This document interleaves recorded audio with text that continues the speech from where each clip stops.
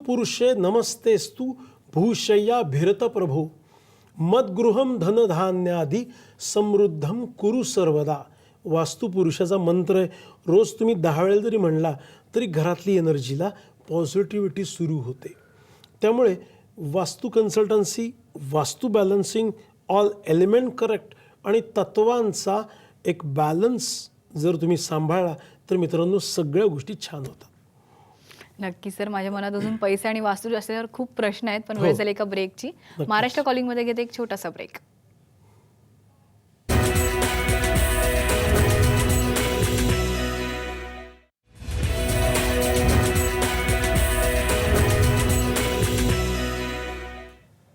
ब्रेकनंतर महाराष्ट्र कॉलिंगमध्ये आपलं पुन्हा एकदा स्वागत. कोल्हापूरहून आपल्याला सुनंदा मोरे यांचा फोन आलाय.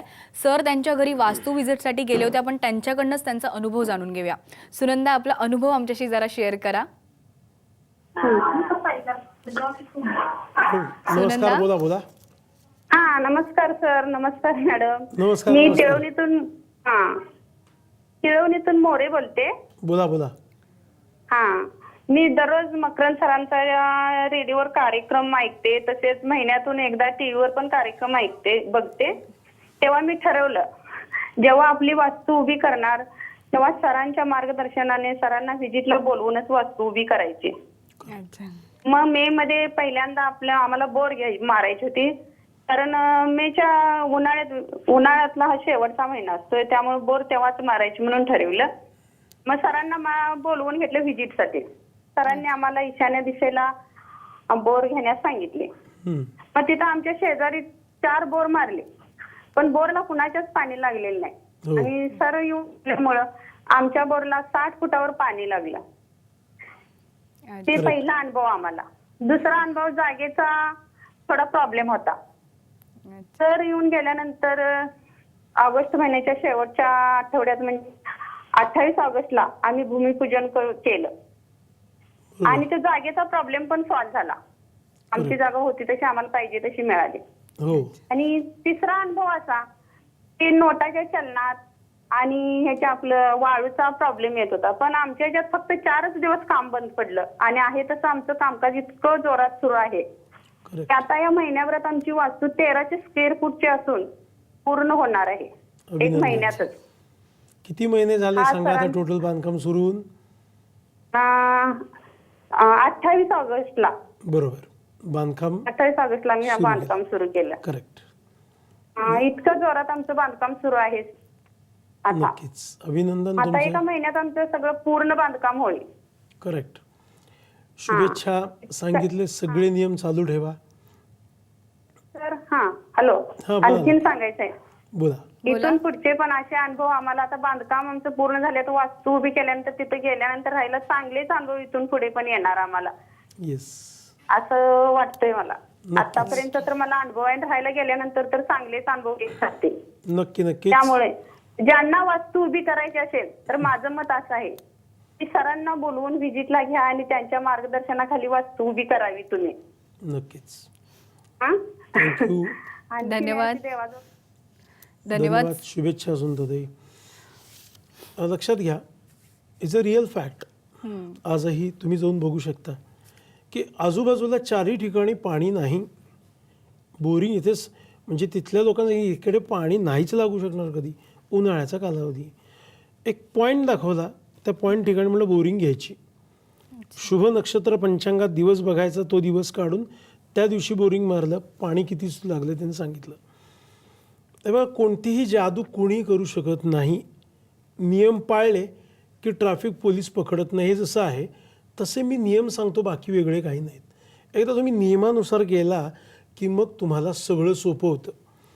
नाही तर घर बांधायला काढलं आणि 5-5 वर्ष बांधकाम पुढेच जात नाही. का हो? 1000 बंगले मी बांधलेत, 6 महिन्यात फरशी टाकायला बांधकाम आलेलं आहे. रंगकाम हे जवळपास 7व्या-8व्या महिन्यात सुरू झालं. काय मॅजिक आहे? काहीही नाही. प्लॉट वास्तूनुसार विकत घेणे, वास्तूनुसार सगळे नियम पूर्ण सांगितले जातात. कुठून बांधकाम सुरू करायचं, पहिला कॉलम कुठे घ्यायचा, भूमीमध्ये काही दोष असेल तो कसा काढून टाकायचा, रत्नद्या ट्रीटमेंट, जमिनीमध्ये कोणकोणत्या यंत्रांची स्थापना करून भूमी भक्कम करायची, कारण ती भूमी भक्कम नसेल तर तो कॉलम हालणार. म्हणून भूमीला रत्नदीप स्थापना म्हणजे जमिनीमध्ये पाचू पुष्कराज माणिक मोती या सर्व यंत्रांची स्थापना आणि माझे स्वतःचे काही टेक्निक्स आहेत त्याद्वारे पहिल्यांदा प्लॉट भक्कम केला जातो आणि मग तुमचं बांधकाम कुठे कसं करायचं याचा सगळा प्लॅन आराखडा तुम्हाला दिला जातो. त्यामुळे तुम्ही बंगला बांधा, कारखाना करा, मोठमोठ्या स्कीम्सला मी कन्सल्टंट आहे. Pune, Mumbai, Karad, Sangli, Satara, out of India सगळ्या बिल्डरना मी कन्सल्टंट आहे. वास्तू करेक्ट टाईममध्ये उभे करायची, वास्तूचे नियम पाळून. त्यामुळे मित्रांनो, सांगितलेल्या सगळ्या गोष्टी ज्यांनी ज्यांनी पाळल्या त्यांनी हे रिझल्ट असे सांगितलेले आहेत.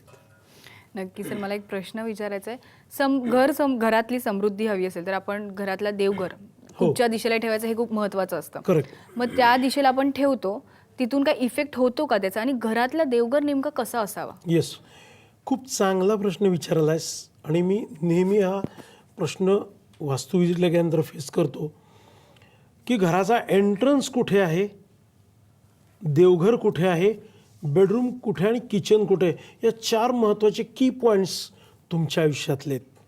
लक्षात घ्या मित्रांनो, देवघर very important point in your house. हे देवघर जर चुकलेलं असेल तर सगळ्या गोष्टी गडबडतात, कारण देवघर हा एक महत्त्वाचा कॉस्मिक एनर्जीचा टॉवर आहे. लक्षात घ्या, तुमचं देवघर तुम्हाला जिथे जागा मिळतं आहे तिथे अडगळ भंगारीच्या ठिकाणी, कुठे किचन ट्रॉलीच्या खाली, काही ठिकाणी गेल्यावर फ्रीजवर देवघर, काही ठिकाणी टीपॉय मांडलेला आहे, काही ठिकाणी टॉयलेटच्या शेजारी उजव्या बाजूला चौरंग मांडून देवघर ठेवला आहे, बेडरूममध्ये देवघर आहे, भिंतीवर टांगलेलं आहे, माळ्यावरती. असं देवघर ठेवू नका. तुम्हाला जर तुम्ही देवाला तुमच्या सोयीनुसार ॲडजस्ट केलं तर देव त्याची ॲडजस्टमेंट चालू करतो. याचे अनुभव तुम्हाला प्रत्येकाला आहेत. घर नवीन घेताना तुम्ही पहिल्यांदा विचार करता, मला बेडरूम कुठे आहे, मला अटॅच टॉयलेट आहे का, माझ्या मुलांना बेडरूम वेगळी आहे का, टी व्ही कुठे लावू, इंटिरियर कुठे करू, हे सगळं राहिलं बाजूला, माझ्या देवाला जागा कुठे आहे. मी घर घेताना पहिल्यांदा देवघराला योग्य जागा मिळाली पाहिजे असा विचार करून देवघर घ्या. कारण देवघर म्हणजे काय तुम्हाला सांगतो मित्रांनो, हा मोबाईलला व्हॅल्यू केव्हा, जेव्हा तुम्ही सिम कार्ड टाकाल तेव्हा. कनेक्शन टॉवरचं केव्हा होतं या मोबाईलबरोबर, जेव्हा सिम कार्ड टाकता तेव्हा. अदरवाईज हा 80,000चा मोबाईल 0 व्हॅल्यू. तसं तुमचं देवघराचं आहे. कॉस्मिक एनर्जी ज्याच्यावरती आपलं ब्रह्मांड आणि आपली सगळी पृथ्वीची ऊर्जा अवलंबून आहे, ती ईशान्य दिशा, उत्तर आणि पूर्व जिथे जुळते त्या ठिकाणी देवघर असणं गरजेचं आहे. तुमचं देवघर तुम्ही कुठे ठेवा, रोज पूजा अर्चा, पोथी पुराणं करा, काही उपयोग नाही. आता देवघर कुठे असावं, तर पुन्हा एकदा आपण चार्ट दाखवूयात म्हणजे या बऱ्याच गोष्टी क्लिअर होतील. वास्तुदोष किती असू देत, किती घरात प्रॉब्लेम असू देत, जरा देवाला चांगलं घर आणि देवाला योग्य जागा द्या. आता बघू, पुन्हा ही पूर्व दिशा आली आणि ही ईशान्य दिशा आली. या ईशान्य दिशेमध्ये इथं देवघर पाहिजे. पूजा करताना पाठ इथे मांडलेला आहे, तुमचं तोंड पूर्वेला होणं गरजेचं आहे. नसेल जागा तर मध्य पूर्व दिशा, सूर्य उगवतो जिथे ती पूर्व दिशा, या ठिकाणी देवघर पाहिजे. देवघर जे आहे ते देवघरासमोर कायम पाठ मांडून ठेवायचा. आपण झाडलोट करताना मोलकरण कुणी जे काही येतं त्यांचा पाय किंवा झाडू लागला नाही पाहिजे. त्यामुळे देवातनं आपल्यामध्ये इथे आडोसा पाहिजे. त्यामुळे नुसता इथे आपल्याला पाठ मांडून ठेवायचा आहे. जिथे खुणा केल्या तर तिथे देवघर म्हणजे विदाऊट सिम कार्ड मोबाईल. ब्रह्मस्थळात देवघर नको, दक्षिणेला नको, नैऋत्येला नको, पश्चिमेला नको, वायव्य नको, मध्य उत्तर दिशेमध्ये फक्त शेंडी ज्याच्या डोक्यावरती आहे त्या ब्राह्मणाच्या घरामध्ये उत्तरेचं देवघर चालतं असं ग्रंथात वर्णन आहे. आता लक्षात आलं की देवघर कुठे कसं असावं, देवघर कशाचं असावं. देवाला प्लास्टिक, प्लायवूड, काच, पत्रा, लोखंड, रबर काहीही चालत नाही. त्यामुळे तुम्ही लाकडी देवघर जेव्हा विकत घेता तेव्हा तुम्ही नक्की बघा प्लायवूड लावलाय का. प्लायवूडचं देवघर नको आहे. रबरी प्लास्टिक असं कुठलंही देवघर नको आहे. सर्वोत्तम देवघर माझ्या घरात जी मी अनेक वर्षापासून प्युअर संगमरवरी देवघर. इतकं कन्फ्युजन आहे लोकांचं, संगमरवर घरात नसावा एवढंच ऐकलेलं असतं म्हणून देवघर घेत नाही. संगमरवरी, अहो संगमरवर हा पायात नसतो घराच्या. का तर संगमरवर हा थंडीमध्ये अतिशय थंड पडतो, उन्हाळ्यात पण थंड पडतो, त्यामुळे तिथे गारवा राहतो, आजार पण राहतं. मंदिरामध्ये फक्त संगमरवर चालतो. कोणत्या आपण ज्या देवळात बाहेर पब्लिक प्लेसमध्ये जे देवघर आहे तिथे देवघर असले जे देऊळ आहे तिथे संगमरवर चालतो. तुमच्या घरामध्ये मस्त देवघर विकत आणा संगमरवरी. अहो तुम्ही एवढे 50-50, 60-60 लाखाचे फ्लॅट घेता, त्याला 10-10 लाखाचं इंटिरियर करता, हे असं पाहिजे ते तसं पाहिजे, आणि देवाला नुसत्या एका चौकोनात बसवत आहे. अहो त्याला पण असं महिरप, छान मंडप, त्याला असं प्रभावळ, नक्षीदार खांब, हे फक्त तुम्हाला संगमरवरी मंदिरात मिळतात. किती किंमत आहे? 1000, 1200, 1500, 2000. प्युअर संगमरवर त्या देवानी निर्माण केलेला आहे. तोच संगमरवर त्या देवघरासाठी आला तर पवित्र ऊर्जा निर्माण होते. आणि उत्तर आणि पूर्व दिशेचं तत्त्व कुठलं आहे? पाणी. पाण्याचाच रंग त्या संगमरवराला आहे पांढरा. म्हणून देवघर अतिशय सुंदर द्या, देवाला चांगलं घर द्या, देवाला सुंदर घर द्या. तुमचं घर सुंदर ठेवण्याची जबाबदारी देव नक्की घेईल. नक्की सर, मनात म्हणजे अजून प्रश्न आहेत ते विचारणार आहेत, पण वेळ झाली एका ब्रेकची. महाराष्ट्र कॉलिंगमध्ये घेते एक छोटासा ब्रेक.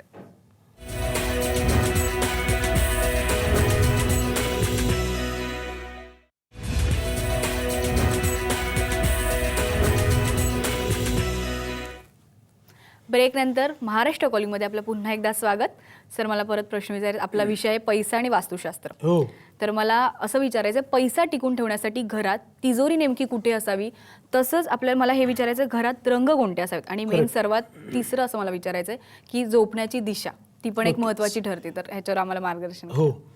आता ह्या तिन्ही गोष्टी तुम्हाला पैसे मिळवण्यासाठी खूप महत्त्वाच्या आहेत. तर लक्षात घ्या, तुमच्या घरामध्ये जे काही वास्तूमध्ये उत्तर दिशा जी आहे ती उत्तर दिशा जर चुकलेली असेल तर सगळ्या गोष्टी गडबडतात. आय म्हणजे येणं उत्तर दिशेत आहे आणि जाणं म्हणजे दक्षिण दिशेत आहे. दक्षिण दिशा शोषण करणारी, उत्तर दिशा देणारी. मग उत्तर दिशेला भरपूर खिडक्या आणि दक्षिण बंद असेल तर पैसा टिकेल. अनेक घरात उलटं असतं, दक्षिण दिशेला खिडक्या भरपूर, म्हणजे जाने का डोर भवत, आणि येणारा जो दरवाजा आहे तो बंद. मग काय करायचं? दक्षिण दिशा बंद, उत्तर दिशेला भरपूर खिडक्या असला की पैसा, आरोग्य आणि यश टिकत राहतं.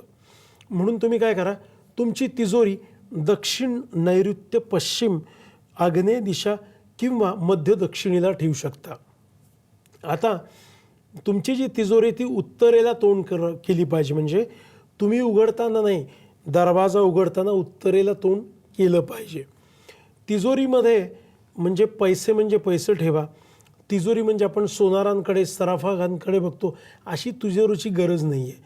मीही माझ्या घरामध्ये जे वॉर्डरोब आहे त्यामध्ये एक चौकोनी बॉक्स ठेवले आणि त्यात थोडे पैसे ठेवतो. अशी तिजोरी पाहिजे, कारण आपला जास्त पैसा बँकेत असतो. नाममात्र पैसा घरामध्ये पाहिजे, थोडे दागिने पाहिजेत आणि खिशात आणि अंगावरती दागिने पाहिजे. पैशाला पैसा हा खेचायला सुरू करतो. आता तुमच्या घरामध्ये दक्षिण दिशेला जर निळा रंग आला असेल, आग्नेयाला निळा रंग आला असेल तर घरात आरोग्याच्या तक्रारी आणि पैसे न टिकणे या गोष्टी सुरू होतात.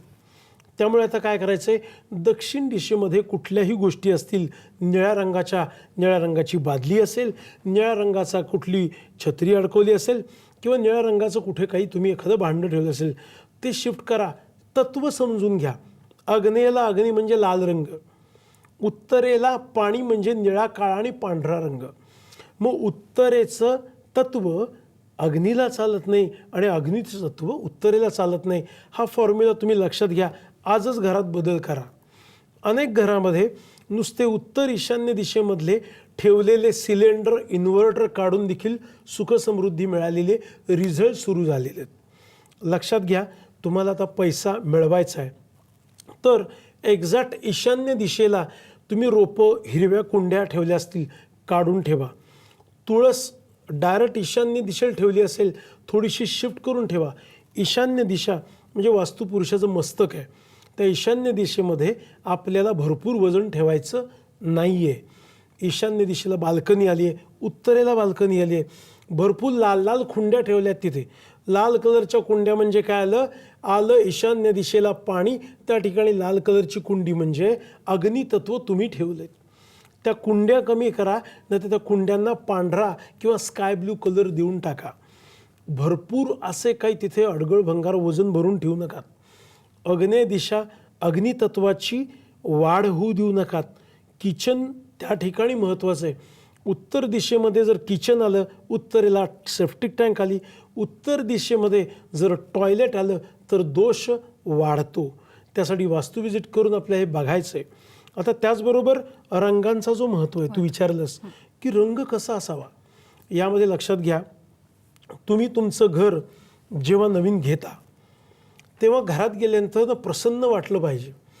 त्यामुळे या भिंतीला काळा, तिकडे निळा, इकडे हिरवा, इकडे पिवळा असे रंगेबिरंग करून घराला विविध प्रकारचे रंग देऊन घर म्हणजे सर्कशीचा तंबू करू नका.